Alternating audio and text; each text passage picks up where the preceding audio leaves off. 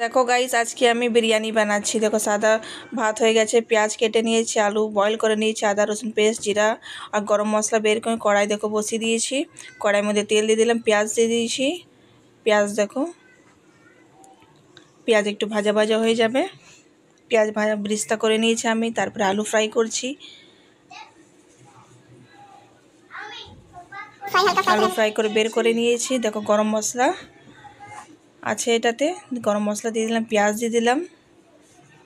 তারপর দেখো বাইরে বৃষ্টি হয়েছে, বাইরে বৃষ্টির সাথে বিরিয়ানি আজকে আমাদের একদম জমে যাবে। দেখো ঝমঝম বৃষ্টি পড়ছে পুরো। তারপর দেখো দই দিয়ে চিকেন ম্যাগনেট করে পেঁয়াজ লাল হয়ে গেছে, ওটার মধ্যে আমি চিকেন এক এক করে দিয়ে দিচ্ছি। দেখো সব চিকেনগুলো দিয়ে দিয়েছি পেঁয়াজের মধ্যে। এবার দেখো একটু ভাজা ভাজা হয়ে গেছে, দেখো ভালো করে নেড়ে নেব। নেড়ে ভাজা ভাজা হয়ে গেছে, মশলা দিয়ে দিলাম, সব মশলা, নুন দিয়ে দিচ্ছি,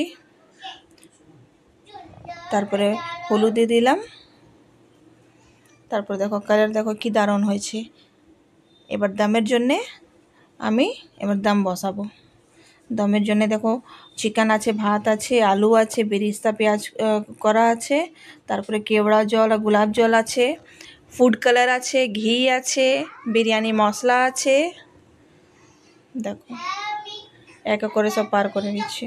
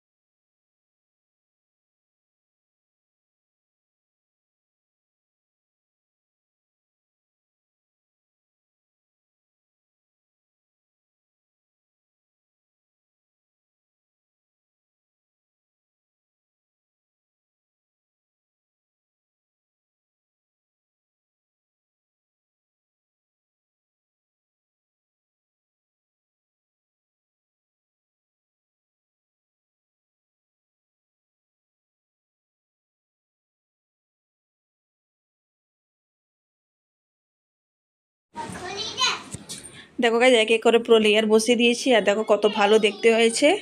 এবার আমি দমে বসিয়ে দেবো। দেখো চারোদিকে আটা দিয়ে প্যাক করে দিয়েছি। এবার চলো ওয়েট করছি, লাস্টে তোমাদেরকে খুলে দেখাচ্ছি।